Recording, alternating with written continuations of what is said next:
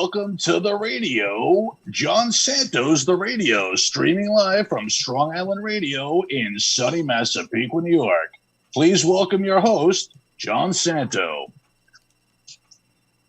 Hello, everybody, and welcome to the radio. This is episode 24 of the radio. So we've been doing this for about 6 months, I guess, if my math is right. Mr. Producer, is that about right? Yes, sir. There's 24 episodes. Yep. I think 6 months, yeah. And in just 6 months, I am the number one radio show on this network in this time slot. And it only took you 6 months. It only took you 6 months. All right, and for 24 episodes in a row, we've held that number one spot. No, yeah. On this network at this time, on this day. You're killing it. Well, the audience and myself were in for a very special treat because I have a very special guest co-host. Ladies and gentlemen, please welcome Vicky Kuperman. Vicky Kuperman. Thank you for letting me pronounce it. No one ever pronounces it right. It's Superman with a K. That's what I always say, John. This is why, yeah, we're bonded, John. I should have worn my Superman shirt. I have a Superman. Yeah. Of course, I have a. Go ahead. I'm sorry. No, an audience member once made me a cape that's with a K on it. Seriously, with the yellow K with the little shield? Right. Yeah, they made that and brought it to a show once. You remember when we had audiences and there were shows? Remember the before times? I do remember those days. Yes. Fondly. And I miss those days. Yeah, me too. I can't wait. I wouldn't mind being heckled. I know. Heckle me, please. When was the last time you performed on a stage in front of a crowd? Do you even remember? Yeah, I do remember. It was the last night of February at the Borgata. Oh, nice. Yeah, I was with Mike Burton and Lenny Marcus for a week, and then as it was the last week of February, literally, and coronavirus was just becoming into the news in the United States and starting to get on high alert. And I remember during the week, I got more and more nervous for eating at the employee cafeteria. And I wouldn't go out and meet the audience. By midweek, I wasn't meeting the audience, but I was gambling. I was still touching chips. It's amazing. I didn't get the disease. And then in March, it just everything snowballed. And I haven't had a live show since then. How about you? Mine was February 22nd. Yeah. That was my first and only baseball game. I was down at Met Spring Training. Whoa. With Laughter Saves Lives. And then we did a show that night. So I had baseball stopped and comedy stopped at the same time. Does it feel like Tom Hanks changed the national discourse? I feel like when Tom Hanks announced, then the next day I woke up and everything was canceled. Yep. And it's scary because they opened back up overseas and they're seeing a rise in cases, not surprisingly, I don't think. Yeah. So I don't know how this whole thing plays out, but I do miss the not just the shows, but hanging out at the comedians table or the green room. All those things are something that we've always done. And like you, I always I like to meet the crowd. Not every comic does that, but I like to do that at the end. Say thank you for coming and meet them as they exit. Yeah, I love meeting them. It's how you get your fans. It's how you kind of see the effect you had on people. Because they do look relieved when they're leaving a comedy show. They've laughed, It's really nice. But at the Borgata, I was not meeting anyone. Well, they would see me. Oh, I have a really funny story, actually. I was walking, at the Borgata, you walk around, and I was trying to get my steps in I was a mall walker every morning. So walking around the perimeter every morning. I don't think I saw sunlight for 7 days. I did open the door once and whiff fresh air because they still allow smoking there, so that was rough. But this guy started kind of following me parallel, and I'm like, "Hi." He goes, "I saw the show. Really funny stuff about the Russian prostitutes. Wanted to tell you the reason I was at the show. This is so meta. Is that my friends were having sex with Russian prostitutes upstairs, and then you do it." And I was like, "Oh my God." I was like, "You only had $20, huh? So you had to see a comedy show. You had to see jokes about Russian prostitutes instead of be with Russian prostitutes." It was hilarious. That's funny. Yeah. And how many does that hold, the Borgata? I think it's 1,000. Nice. You would kill there. Have you been there? Have you performed there? I have not performed there. The only time I did a crowd that size was at the Paramount here on Long Island. Oh, okay. But I'd love to do the because that kind of crowd loves impressions. You'd kill there. You'd do really well there. Thank you. Yeah, someday yeah. I'd love to perform there. I know. I don't know. Like you said, I don't know what that's going to look like anywhere. Because Asia, they were really strict and they're having an uptick. So if we weren't as strict as them at all. No, the only places that held the line pretty well was Australia and New Zealand because they've restricted all foreign travel right away. That's what I wish they would have done in January. Yeah. Stopped. And I love to travel overseas. I've been to Europe. I love to go on trip. And I hate for anybody to be inconvenienced, but I feel like if you take drastic measures sooner and you overreact early, you're going to mitigate a lot of the issues further on, down the road. I agree. My favorite place is Costa Rica. It's where I got married. I've been there many times. They have huge respect for nature and the environment and everything. And they close the country really early. Not really early, like in January, but I'd say like 2 to 3 weeks before us. They just closed the border. They've had, as of last weekend, 7 deaths. That's it. And I could look it up, but their population is about 5 million. 5 million. So that's not nothing. No, you figure that's like New York City-ish. Right. Well, a little less. Half. New York City's like 8 million. So about half. So and they're not as dense, but it's still a really good mitigation. Yeah, I want to go down there. It's great. I'll tell you where to go. Yeah. I'll go anywhere that still stamps your passport. I missed that. Yeah. I still have passports like 3 passports ago because they're all stamped. I went there, then I went there, then. They don't do that anymore. I know. No, they do Costa Rica, and they do it. Have you performed for the troops? Because you'd be really good at that. Oh, I haven't done that either. No, I'd love that. Yeah, when everything's back, Yeah, when everything's back, but I want my passport stamped. Yeah. Yeah. It's almost like an annoyance. Like when I went to Italy, I had to ask them to do it. Right. And they were like, this stuff but they do it or whatever. But I'm like, this is my first time in Italy. Are you Italian? I am Italian. Of course you are. Yes, of course. Your name ends with a vowel and you live in Long Island. So. Live on Long Island. It's mandatory. And I live in the lawn capital. Like everybody's big into the lawn here, except there's always one guy. So I don't know if my neighbors listen to the show, but like many houses down, it's like dandelions are us. Oh my God. Now I see a dandelion on my lawn from my window. I'm outside like Secret Service. Oh my God. Like, what is this dandelion doing here? I do it all myself. Of course you do. So I'm pretty into my lawn. Cool. I just like it to look good. I like it to look trim and plus the wife sends me out. But I'm all organic now that we have the dog. Last year I started organics only, no chemicals. What kind of dog? I have a cockapoo. Okay. I have a pit bull. They're little babies. Oh, I love dogs. They're little babies. I love dogs. I didn't love mine last night. She woke me up at 2:45 a.m. and had to go out, so I took her out, and then she woke up an hour later. Oh, geez. So is she sick? No, she's fine today. Oh, is she? I think she was just thirsty for whatever reason. She was really thirsty. My wife said she drank a lot because I didn't get up the second time. Okay. I have a 1 get up limit. Do you have a doggy door? You don't have a doggy door? No, we keep her crated. Okay. Yeah, at night. Yeah, otherwise she'll be out there barking at everything. Oh, really? Okay. Yeah, we have a couple of rabbits that come by every once in a while, so I try to give them a warning before I let her out because I don't want it to be rude to the rabbits. She wants that taste of blood, John. Oh, I like that little. I saw 2 of them one time. A little rabbit, really? Hoppity hop. One of them came by on Easter Sunday. I'm like, perfect. That's great. Has she caught one ever? No. I make sure that they're not out there before I let her out. Okay.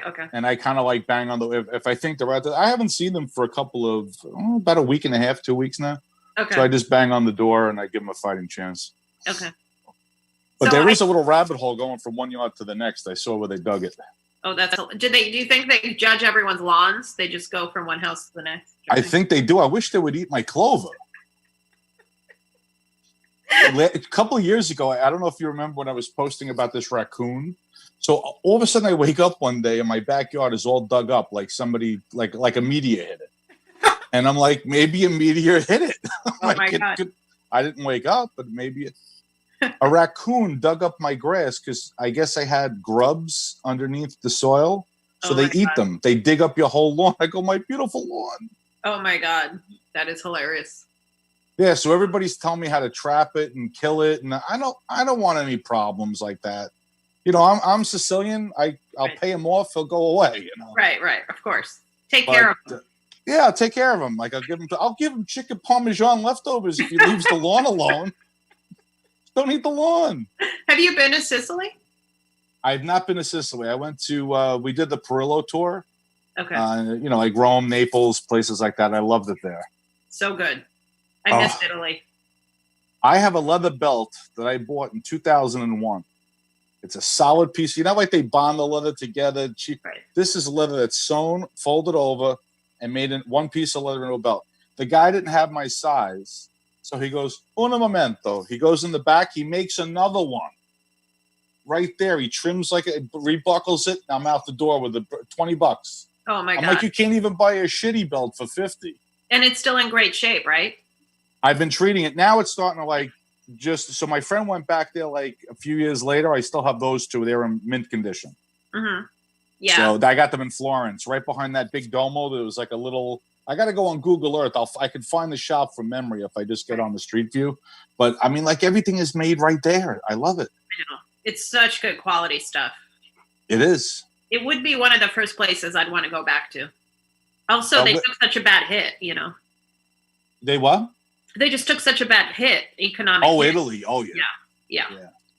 When I went, there was like this I mean, all Italian drivers are crazy, but this guy was like exceptionally crazy. We were in a taxi cab, and we're going through like the streets of Florence. That guy's like a maniac. I had to put on the James Bond music in order to feel like I was, it was okay.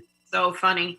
Yeah, I do get a feeling in Italy that everyone I encounter, the way they act is they don't have to work. They're just kind of doing that. Right. You know, I feel like Italy had it, you know, or the Italian, I guess the city-states had their big moment before. And they're like, we did everything we're going to do for the world. We're just going to enjoy what we've done now. And yeah, sure, I'll sell you this pasta, whatever. Like, your turn. We're just going to sit here and... Well, the guy said to me, because I couldn't decide, there were two pastas at this dinner we went to. So the guy goes, is this your first time in Italy? I said, yes. He goes, well, we can't have you leave a disappoint. I bring half of a portion of each. You don't have to decide. Oh, I love it. It was great. Like, they're so nice there. They're so nice. And they're dressed to the nines, all of them. I was just going to say the clothing is amazing. Right. Yeah. No, our cab driver looked like he was a millionaire. Like, Rolex watch, white suit, you know, greased hair. I'm like, what is happening?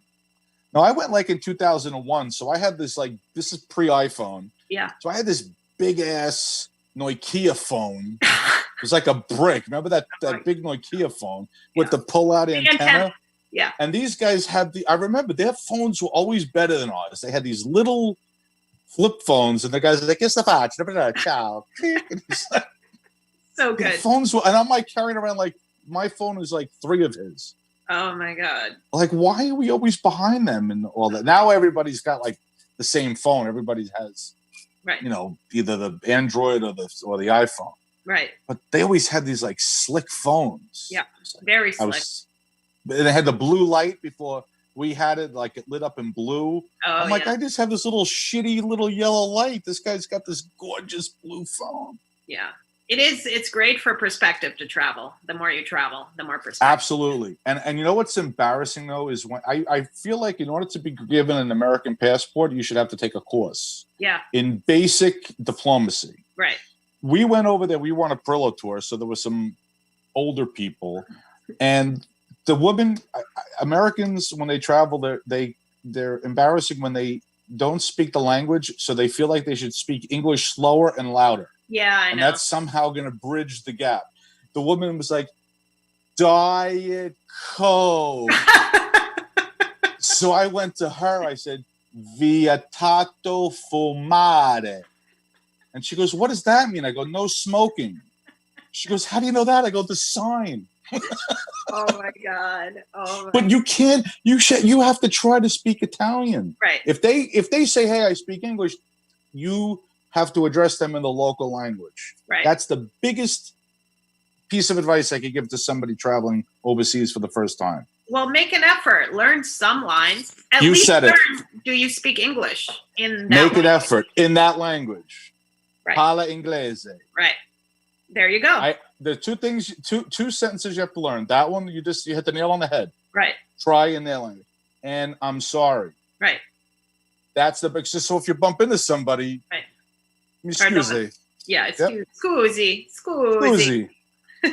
Now I took it a step further. I intensively trained in the foreign languages with a 4 CD set from Costco.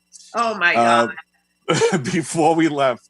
And the course is like, they show you a bicycle and it's like, they're like, what is this? And they're like, I said, I got it wrong. She goes, no, bicicleta. So then like, if you get it wrong again, they go, no. But they're not even moving. They're just like a picture of a person that comes on the screen for help. This, I'm getting, we're going back 20 years of, it's not like today. Was this your honeymoon? No, this was like 3 years after we got married. Okay, that's good. I'm glad you kept traveling after you got married.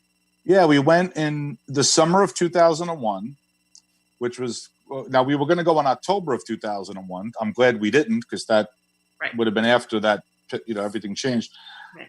On the way back, I was in the cockpit of the 747 because I said to the flight attendant how big of a fan I was of the plane.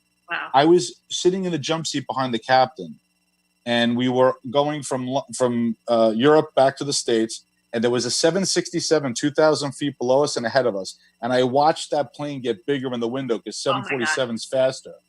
And it was just amazing. The captain goes, there's a twin ahead of us. We're going to catch him. Watch this. Oh, my God. And then, like, over 20 minutes, that plane got big in the window. Oh, my God. And then we overtook it. That will never happen again. No. By the way, when I flew back from Florence in the late 90s, I flew through London and I asked to go in the cockpit too. And I did with the British pilots. Mm-hmm. And they were both turning back towards me. And of course, like, you don't have to look forward when you're piloting a plane. I mean, pilots don't even have to pilot a plane a lot of times now, but I was just like, oh my God, they're turned around. So it was thrilling, but it'll never happen again. Never again. We're lucky we got to see that. My friend who I'm good friends with, he's a captain for JetBlue. And if, let's just say I'm on one of his flights, I get on the plane and he's the captain, right? So before 9/11, he could have said, give his seat, for overbook, give his seat to somebody else. He'll ride up here with me. Right. Now he doesn't even have that discretion. No, he can't. There's no Absolutely not. Even though he knows me. I mean, actually, if you think about it, it's actually better because God forbid somebody does try to get into the cockpit. Right. Those two can keep flying and I can hold the door shut and try to help, keep those, whoever's trying to get in out. Right. But so, he doesn't even have that. He doesn't have that discretion anymore. Were you in the Air Force? Because you know so much about planes. No, I was a aviation major in college, and I was a pilot, private pilot, and then I worked for a magazine called Aviation Week for 12 years. Oh, okay. So I had read that as a kid. Yeah, planes are my thing. Yeah, I walk the dog by the Intrepid every evening. Yes, we've talked. I love the Intrepid. I'm like a drunk in a bar when I go there. Oh, it's so good. I love it. Yeah. Is the SR-71 still on the top? That big Blackbird, is that still on the top? I think got the big cones for engines. Oh yeah, I think so. Yeah, and the space shuttle's there still. Yeah. Amazing. It's incredible. Yeah. I worked for a guy that flew 4 space shuttle missions. And he was 2 as pilot and 2 as commander. And that was just like, he told me all these things that you never, not that they're not public, but this, like, there's only so much they could put in a book or on a video. And he was just like answering all my questions. Mm-hmm. And I have the space shuttle simulator on my iPhone, like to land the shuttle. So I show it to him. He's like, they made this into a game? I'm like, what do you mean this? He said, when we went on missions, we used to take a Mac into space to practice landings. This was the program we used. I'm like, I'm using the same thing you used? He's like, yeah. So he goes, give me your phone. And he starts flying. Wow. Perfect landing. I'm like, when I did the troop tour 2 years ago, we did Kosovo, Germany, Belgium, Netherlands, and England. Oh, wow. In Germany, first of all, we stayed at Ramstein Air Force Base. So, they have like 100,000 people. But you get there and it's like really wild because like it's obviously an Air Force base, but it's also like it feels like you're in America. They called it like Little America. It's like a mall, and they have the biggest what is that called? The store military PDX or something. Or the PX. Yeah, in the world. And we get there and we're like checking into our hotel, and it's like a sitcom. You just hear, now boarding, mission 5898, now boarding. I'm like, what's the mission? But it could be like transporting a dog because, you have no idea. But anyway, at the next base, we got a 2-hour private tour of the hangar with the F-16s. And we like climbed up the ladder and like we couldn't get in the F-16, but like I was right there, like looking at the cockpit of the F-16. I cannot believe how small. It's like, that is crazy. It's like, I mean, it's smaller than my couch. Like you don't have any room. You're just sitting there. And that ejection seat is not comfortable. I mean, it's hard. It's reclined because so they recline the ejection seat. So when they pull high G, the force of gravity is distributed differently so that the pilot doesn't black out as quickly. That's crazy. Yeah. And you would love the troop tours. Oh, totally. I mean, F-16 is my thing. I'm too tall for that stupid cockpit. I got in there. I was like, the only thing I could fly is an A-10 because I'm 6'2". I'm like, this cockpit. I'm like, this stupid thing is too small. The guy's cracking up, the pilot, because he let me sit in it. If everything is turned off, you can go in it. It's not. You can take pictures, but if anything is on or any panels are open, no good. That's classified. I'll send you after this. I'll send you some of my pictures from that hangar because I that was a really cool moment. Whose F-16s were they? American or the host country? American. Yeah, we were all on American bases, but when we pulled up to our first base in Germany, there were 5 of us and 2 of us were Jewish. Of course, it didn't occur to us, but of course, it's obvious. Like those are obviously old German army/Nazi bases that we took over, but it didn't even like click until we like approached and they said, "Oh, that was the old Nazi water tower." And we're like, "What?" We're sleeping at an old Nazi base, but like clearly we didn't have those bases before the 40s. So, but then we made peace with it because we realized the Nazis would be turning over in their grave if they found out Jewish folks hating American troops. They lost the bloody war. Yeah. But it was all, so in Kosovo, the base was a UN base or a NATO base, actually, a NATO base. So it was Italian soldiers, French, Romanian, American. And actually, it was funny because the American soldiers were depressed because it was an isolated base. They weren't allowed to drink, but all the other European guys were.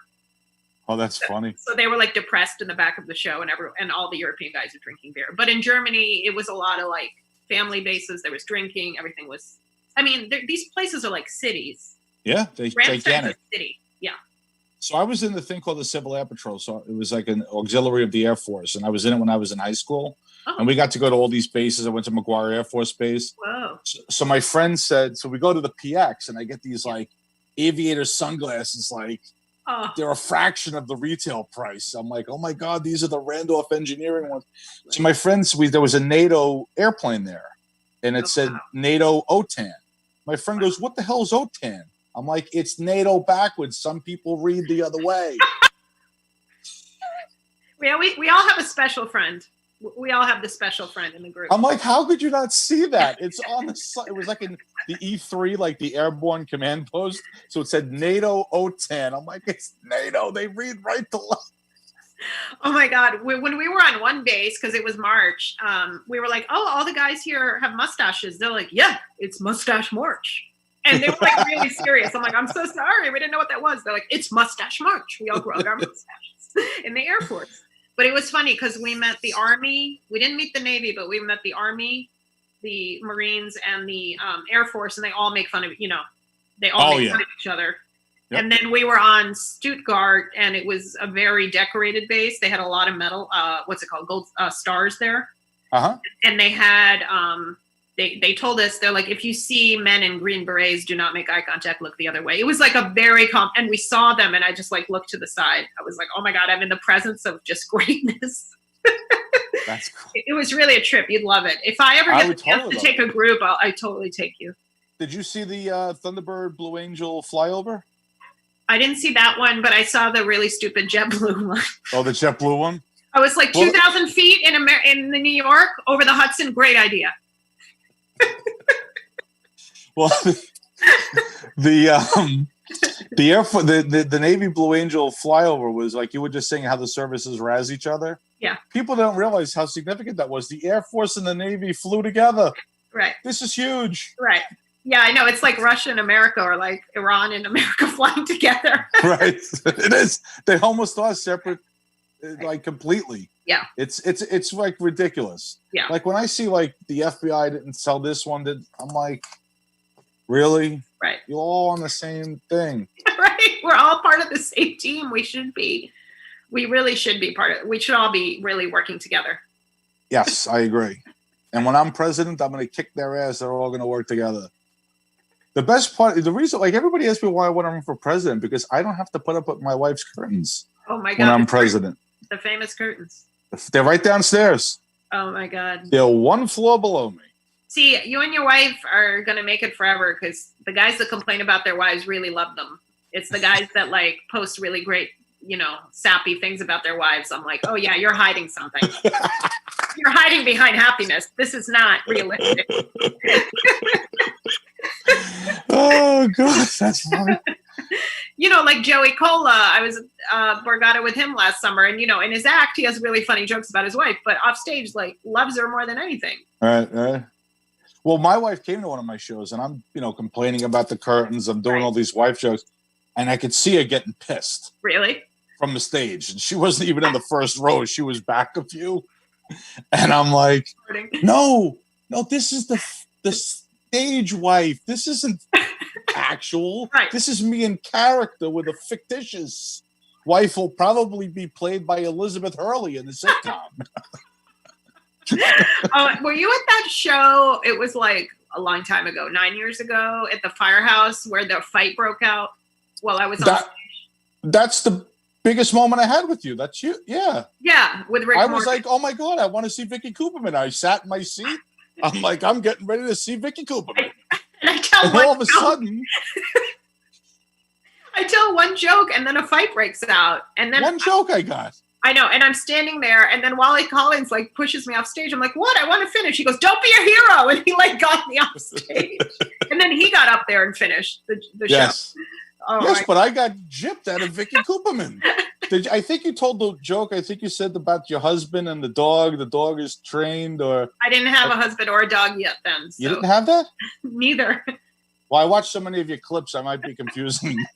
I probably one with the other. Russian stuff or something, but literally one joke, and these two men started punching each other in front of me. Yes, right on the front table.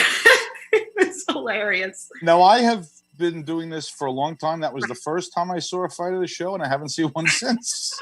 Oh my God. You know Sherry Davy.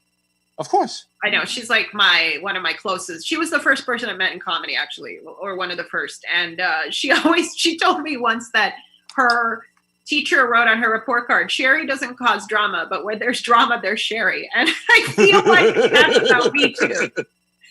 Like, I didn't cause the fight, but of course it happened when I was there, and it never happened. Right. Yeah, I think I met you and Sherry around the same time. It was when I took a course at Manhattan Comedy School. And right. I think it was like 2000, actually it was 2009. Right. I met you, Sherry, Corey Kahaney, I met Wally. And right. And you took it with Corey, right? Took it with Corey, yeah. And why did you even take a course if you'd been doing it that long? So a lot of people ask me that. And my friend was new to comedy. He wanted to take the course, right? Uh-huh. I was a fan of Corey's from Last Comic Standing. Uh-huh. So I'm like, I tell you what, if you're going to take the course, I'll take it with you because I'm going to learn stuff from Corey. So we'll take the course. And I took the course, and she helped me with my Barack Obama impression. Wow. And, she helped me tighten up some other stuff. So it was totally worth it. Wow. I learned so much. I started getting gigs left and right after that because I really, refined a lot of things. It accelerates your learning, I think. Yeah. It accelerates the experience. So what might have taken me a couple of years to work out, I worked out in 8 weeks. So. Oh, that's great. No, it's true because I'm taking voice lessons right now on Zoom because I've always wanted to learn how to sing a song. Just one song, any song, because I can't sing. So that's interesting. Me neither. We should always be learning. Always be learning. I can sing as Adam Sandler, but I can't sing as myself. Well, what would Adam Sandler sing tonight? So I'm working on a quarantine version of Stevie Nicks' Stand Back. Okay. So I'm doing it as Adam Sandler. Okay. Stand back. In the middle of my room, I did not go near you. Really I'm good. still working on the lyrics. That's really good. Yeah, I love that tune. I went to a Stevie Nicks concert, and she's fantastic. I love Stevie Nicks, and I think I got too close to the stage because she kept saying "Stand back, stand back." I'm sorry, that's terrible. It was at the Garden. Oh my God! Did you hear today? I want to get some takes from some people that you know, like Sylvester Stallone and stuff. But people were protesting the gyms being closed. Did you hear about that? In Clearwater? Yes. And they were doing push-ups and squats outside the gym. What would Sylvester Stallone say about that? You know, he'd say that you don't need all these fancy gyms. You know, when I was working out in my basement, I won the fight. When I was in that high-tech, Mickey called it this computer room, I lost the fight. I also heard that a BBC reporter named Miles Adams interviewed Brent Nigel. What? Brent Nigel. Yeah, Brent Nigel. Yes, he interviewed Ving Rhames today about that very story. What? Can you play that clip? Well, Vicky, we're here in London, England, where we're interviewing Mr. Ving Rhames on what's rapidly approaching the anniversary of Pulp Fiction. Mr. Rhames, are you okay? Nah, man. I'm pretty freaking far from okay. I did that at Weight Watchers. I thought I lost like 5 pounds, but I gained 2. So I'm just on this scale thinking like I'm getting my 10-pound ribbon, but I'm not. And I'm like, I'm up 2. She's like, sir, are you okay? I'm like, nah, man, I'm pretty freaking far from okay. I had me too many Dr. Peppers. Oh my God. How were you, did you do impersonations like from a young age? Like, how did you know you had a talent? I used to do my teacher, Mrs. Talley. And, you used to do your teacher, John, I don't want to hear about your sex life. I just want to know about your impression.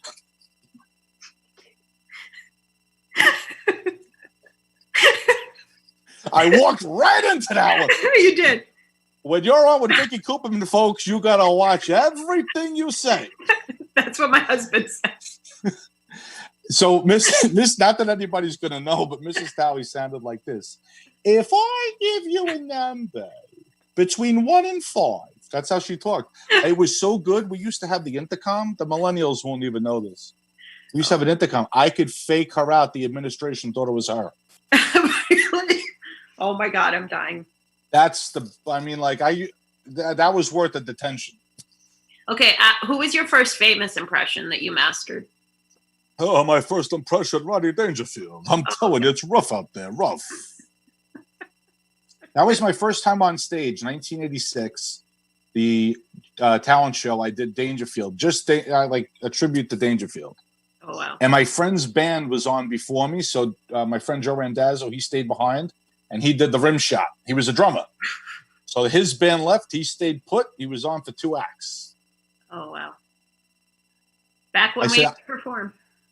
That was back. When did you get started? How did you start? What was your first thing? Manhattan Comedy School. Really? Yeah, with Linda Smith at Caroline's. When was that? 07. 07? I thought you were doing it for like 50 years. How old do you think I was? Well, I know you were a time traveler. No, I thought you were doing it for a lot. Well, you're a lot younger than me, I think, too. So that could be why, too. Maybe. How old are you? I'm in. Hold on. I'm in my room. So, yeah, I am younger. I'll write it down. Okay, yeah, I'm younger. Yeah, a lot younger. But, age doesn't matter in quarantine. Everything's frozen. Congrats, by the way. I can't even get frozen pizza anymore. Really? Elio's is sold out. Yeah. Everything. I think that if you bought the item before the quarantine, right, you should get the item automatically. Yeah, you were there when you were there in the beginning. I was there before. I wasn't a bandwagon fan. I was there for the lean years. So you've been taking it seriously. The quarantine? Yeah. Oh, I think I've left my house in the past month. I might have left my house 3-4 times. Right. So you agree with the fact that we should be taking this seriously? Absolutely. Yeah, me too. The only thing I'm concerned about is when it first started, I said, go severe and do it right away. Right. Because I thought as soon as you locked everything down, right, 14 days, I figured 14 days would really be more like 28. Yeah. But I said, now you've reduced the number of people for the virus to latch on to. Right. Less chance of spread, right? Uh-huh. I'm a little concerned that after even a much longer period, like how is the virus still spreading? Like I figured that it would pass through the people one way or the other, for better or for worse. Right. They'd either beat it or, and then it would just be gone. Why is it still so prevalent? Because we're not stringent. We're not having as strict draconian measures, which is good because we don't live in, yet we don't live in an authoritative totalitarian state like China where they actually welded people into their apartments. Right. I saw that. Yeah. I mean, that's insane. And so they have done a really good job, but they had really strict measures. The people didn't have food. They didn't have the freedom to even go get their essential groceries. And the thing go ahead. I'm sorry. No, I mean, I have to walk my dog. Like we live in an apartment, so that's essential. But I walk him and there's runners, there's no masks on the river.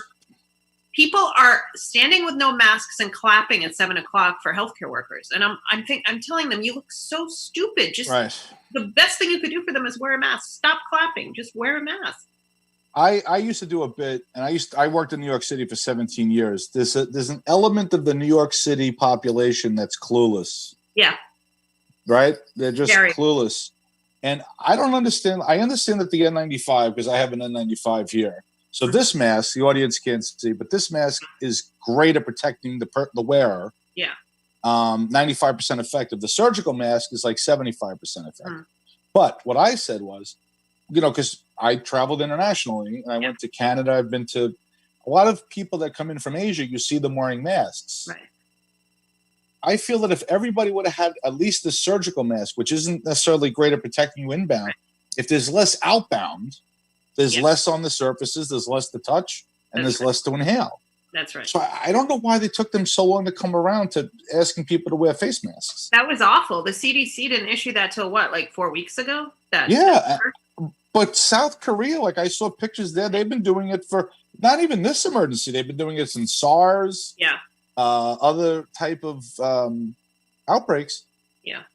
That should have been a CDC thing. I don't know if it's cultural here or whatever, but that would have mitigated a lot of it. Yeah, this is an epic failure. I mean, across everybody. Like everybody. I would say the first 3 weeks of March, I was like, Cuomo, de Blasio, let's go. Like they were like dilly-dallying and walking in circles, closing the schools. The private schools closed 2 weeks earlier than the public schools. Because somebody made a decision. Yeah. And they didn't need the mayor to make that decision. Right. They didn't need any. Yeah. Right. There's no consultation. Money. There's just money. Just money. I studied the federal government a lot in various positions I had, especially at Aviation Week, where I was a budget analyst. And they can't do things quickly. On September, I just saw some declassified stuff that they just put on the History Channel recently about 9/11. It took them 2 hours to scramble F-16s to intercept Air Force One on 9/11. Wow! Like nobody could make that decision. It's like the commander-in-chief is up there in Air Force One, and nobody can make a decision. Nobody had scramble authority. Oh my God! Like why? And then they were like, "Well, we don't have radars that look, because all the air defense radars look out. The military radars don't look within the United States. But who does? The FAA. They didn't put them on the phone call for like 3 hours into this crisis. Same thing. Look, the Superdome. They couldn't get water. They can't move quickly. Oh my God. I have personally experienced the terrible justice system because I don't know if you know, I was robbed actually next to the Intrepid. I did see that. Yes, you were mugged, right? Mugged at gunpoint. Yeah. Gunpoint? Gunpoint. Yeah. By a gang. Teenagers. By teenagers. 6 teenagers. They held a gun to my head and robbed me. This was November 15th, right next to the Intrepid. And I can't even tell you what the justice system, I've learned so much. Like First of all, the police were excellent. The NYPD, excellent on scene. But what I've learned is and I talked to cops in my neighborhood. They're like, yeah, the mayor stripped us of all our power. I think the right and the left can agree this mayor has got to go. Yeah, he's terrible. Yeah. They were like, the drug dealers down the corner have more power than I do. And I was like, so if I went and asked them to keep the neighborhood clean, he's like, you'd have more luck. Do you remember what they look like? I only saw the gunman. And I've looked at 2 photo arrays and one lineup on the street that night. And I do think I saw his face. He was the first mugshot I saw, but I can't even, they arrested 2 guys. There was footage of them using my credit card. They turned themselves in. They were arrested, 14 and 15 years old. Released right away. The assistant corporate counsels and family court did not move forward with charges, even though we had a lot of evidence, including witness testimony. So I had to write the chief something, and basically say this case was mishandled. I'm talking to the press, and then they reopened it and reassigned it. You basically have to threaten them with press. Yeah. The press. Yep. And I was like, I don't get it. There's no punishment in family court anyway. And you keep saying you want to give them services, but you're not even doing them justice. You're not even pressing charges. They're not even going to get the help you claim you want to give them. Now, I didn't go through exactly what you went through, but I went through a scary situation where I was at work and we came down the elevator and there was a guy with a gun, and as soon as the elevator doors open, all I saw was the gun. Yeah, that's all you see. That's all you see. And, mine resolved pretty quickly. We all almost had heart attacks. Oh, my God. But it was just somebody playing a gag on us. It wasn't a real gun. It was some guy that came into the building and played a joke on us. And I was like, great joke, Why the hell would they do that? But all I saw the whole time was the gun. Yeah, that's what I kept telling the police. I could describe the gun to you. I just described the kids because all I saw was the gun. The barrel, it was pointing at my face. And they were like, do you know if it was real? And I'm like, I don't know. That's your department. I have no idea. I don't know anything about guns. And they were like, well, real guns look fake and fake guns look real. So who knows? But they got a helicopter out. We were doing a manhunt down through Times Square that night. That was crazy. But I will tell you. You were okay. They didn't hurt you in any way, did they? No. And they left me and my dog, who's a pit bull, was useless, by the way. He did nothing. He was like, hey, do you want to play? But so that was November 15th and December. Yeah. So when the USS Comfort arrived on the other side of the Intrepid, it was kind of like a nice closing the loop moment because I got robbed on one side of the Intrepid, but then this comfort ship arrived on the other. So I was like, let's move on now. How far away do you live from there? Just a few blocks. Just a few blocks. Yeah. So you've been to the police and they couldn't help. So let me put some of my people on it. Yeah, I know. Well, the police did do their job. They did the order part. No, I mean but the fault. Yeah, the law part. Yeah. Why don't we talk after about your Sicilian cousin that's flying over here? This Vicky Kuperman is a close personal friend of mine, and I don't want these people. I want these people taken care of. She's never to be touched again. What do you think Michael Caine would say about me being robbed at gunpoint? I would get into the emotional Michael Caine force. I would say, I don't believe this could happen to Vicky Kuperman, who's so funny and so talented that these bastards would go up to her with a pistol. How much did they get, by the way, these sons of bitches? My phone, my earbuds, and my purse and everything. I mean, what's sad is in family court, when they're minors, I'm not even allowed to know their age. I found this all out through sources.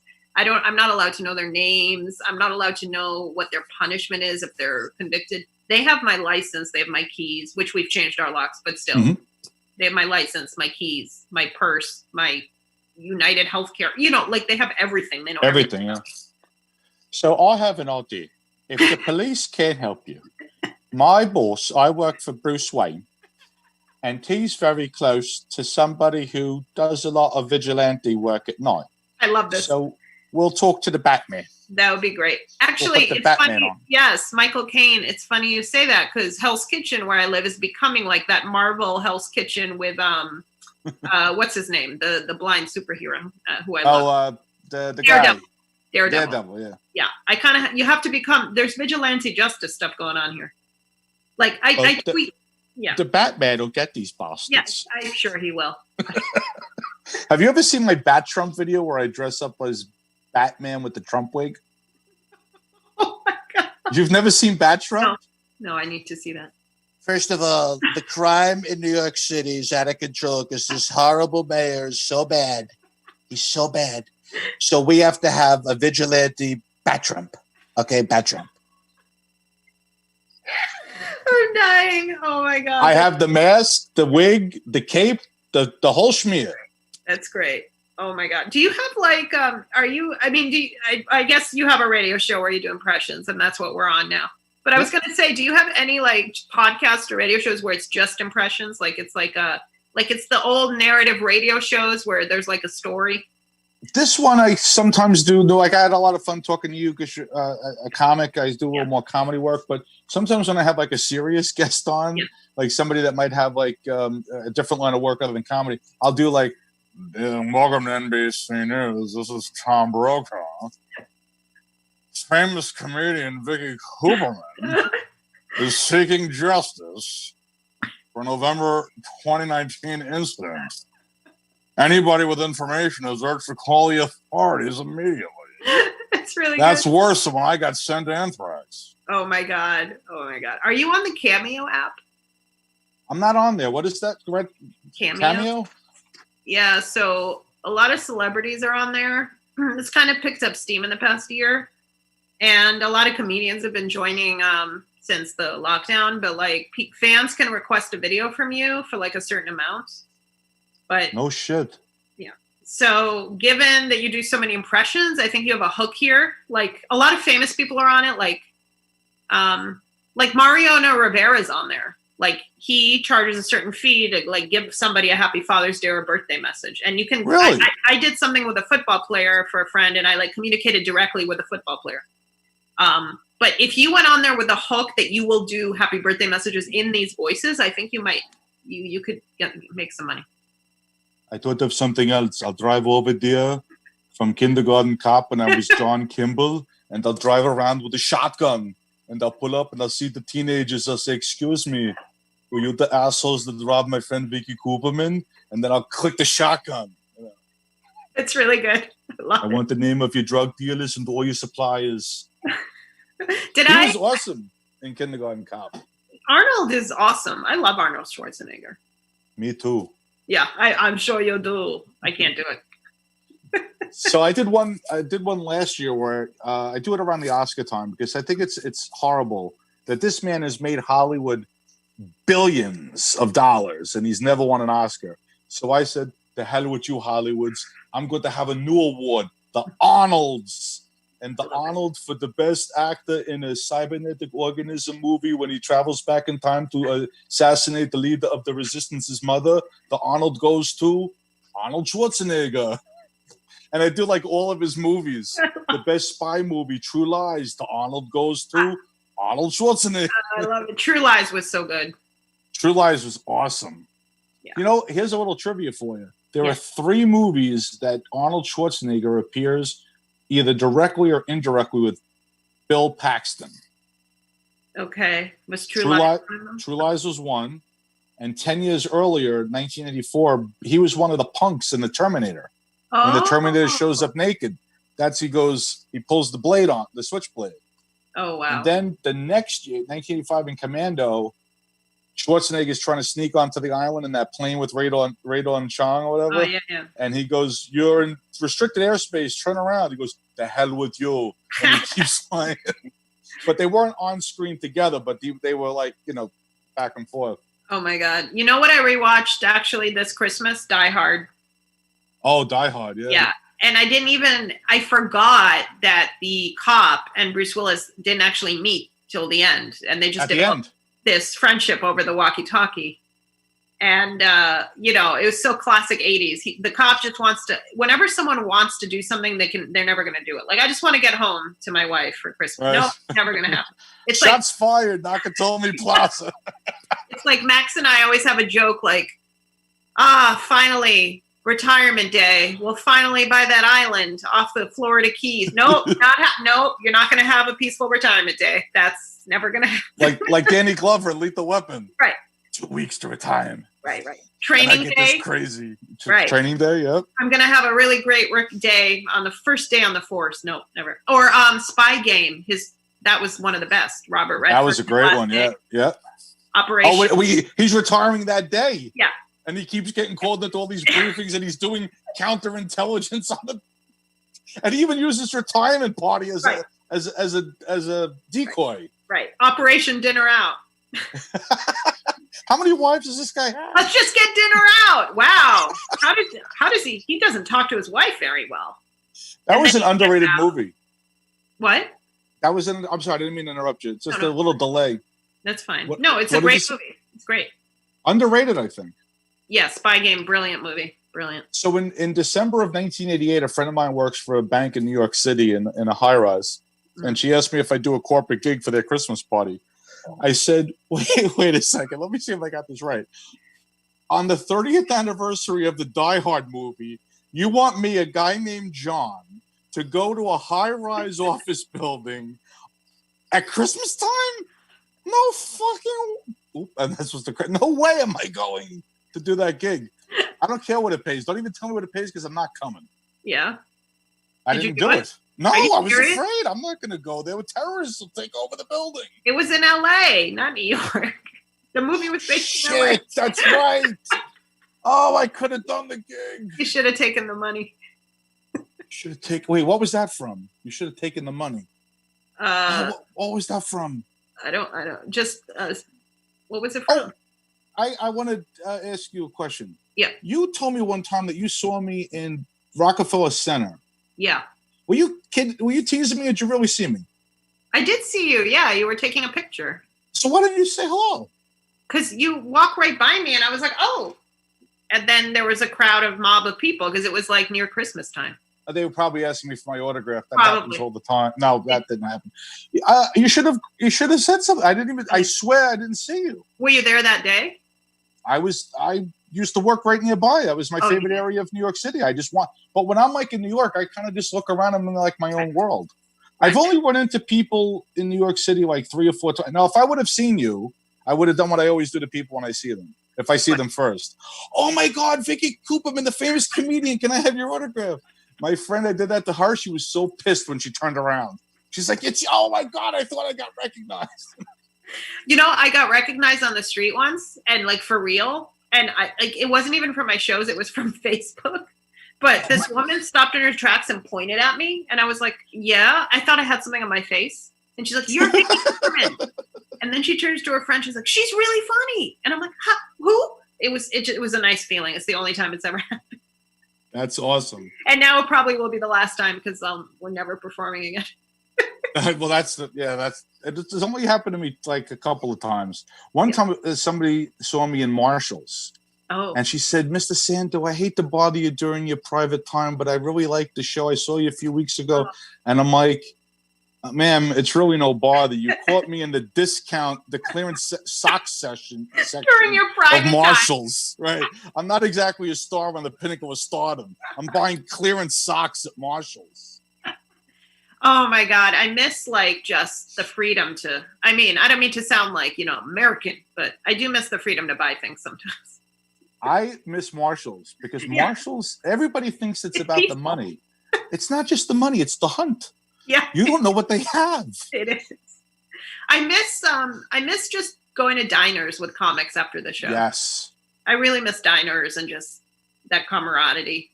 There's a diner in my hometown of Wantua, not far from here. Yeah. And one time I went to the diner after the show with a comic. Another bunch of comics come in, and then there were 3 groups of comics from 3 different shows. Oh my God! All at the same diner. I go, statistically, what is the probability of this? And let me guess, all the clubs were owned by the same guy, and the diner was owned by that guy. No, I came from like a firehouse, and somebody else came from somewhere else. But yeah, the diner, the post-show diner thing special. Is big. Yeah, we have that over actors because actors and actresses don't eat. So they don't bond over food. Comedians eat. So what show was I watching? That show? What was that show on Showtime from the 70s? Oh, right. I know what you're talking about. That one. I'm dying up here. Right. I didn't get it. And they showed them at the diner afterwards. I'm like, they did that then too? Right. Yeah. It's special. We'll get it back. Someday we're going to get it back. Yeah. So I forgot to ask you about your book. We only have a couple of minutes, but I want to ask you about your book. That's fine. Yeah. I wrote it it came out 3 years ago. It's called How to Spy on Your Neighbor, Your Survival Guide for the United States of Russia. And it's a political humor based on, all the news about the Russian hack. And it's sadly coming true a lot. Like, it's actually become a survival guide. Yeah. Can you tell us something from the book? Give us a tidbit. This is going to put chill. Okay. Chapter 1, Surviving the Apocalypse in 4-inch heels. Is that what you're doing now? Listen to this. This is the first sentence of the book. As a citizen of the United States of Russia, you'll need to redefine your basic survival skills. Everything you're used to is about to change. Isn't that crazy? That's crazy. From the clothes you wear to the people you trust, parentheses, don't trust anyone. This is crazy. It goes on to tell you how to grow your own food when you need to. I mean, it's very relevant to what's going on now. Wow. Yeah. But we're going to survive because America's too big to fail. So I urge everybody, it's a terrific book. Go read the book. All the presidents have read it. Well, that's true. Now, this is Barack Obama, and Vicky's book is hilarious. And it's true. I had to throw. You're sane. So Andrew Cuomo, I think, would want to read the book. And the book sales, let me show you Vicky's book sale numbers after the show. They're going up exponentially.